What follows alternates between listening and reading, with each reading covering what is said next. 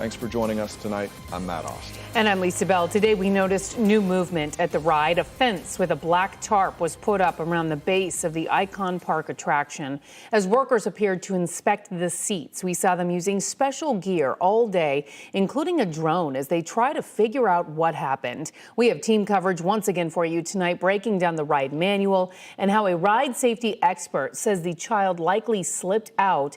But we begin with News 6's Maris Badcock, who takes a deep dive into the training that workers have to receive before they are allowed to operate the ride. Maris.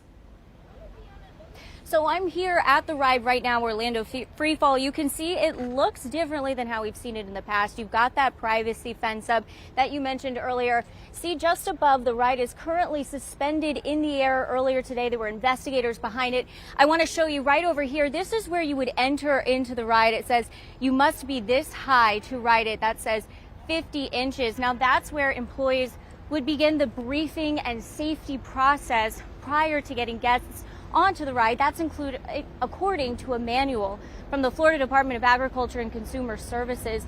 They also released information on employee training. According to records released by the Florida Department of Agriculture and Consumer Services, the ride operator of Orlando FreeFall received training on how to operate the drop tower roughly 4.5 weeks before Tyre Sampson's death. Records show another employee was trained 5 weeks prior to the accident. We have blurred the names of the employees since it's not clear if they are underage, and they have also not been charged with the crime. You know, you have to be a really quick learner to catch on that quick. Ken Martin is a ride safety expert who has more than a quarter century of experience in this topic and has served as an expert witness in ride accident cases before. In some cases, a ride manufacturer will send their representative to the site when a new ride opens up, and that person from the ride manufacturer will train the employees and also train one of the supervisors to be the trainer for the next go around. According to the operating manual for Orlando FreeFall, that's exactly what was supposed to happen. Any loader/unloader must have completed an on-site training program from a Funtime trained staff member.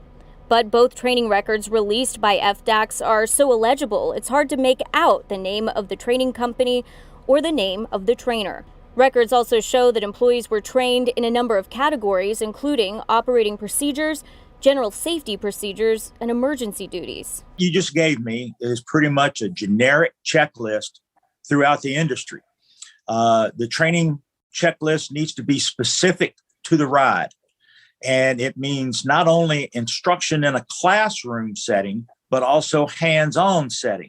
So knowing that these attendants, though, signed off, their names and signatures are signed off on this checklist, does that make them liable? Yes.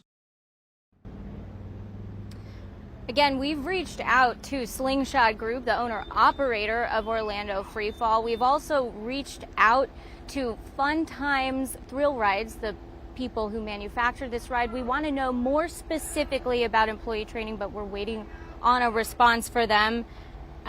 For now, live from Orlando FreeFall, I'm Maris Badcock, getting results, News 6.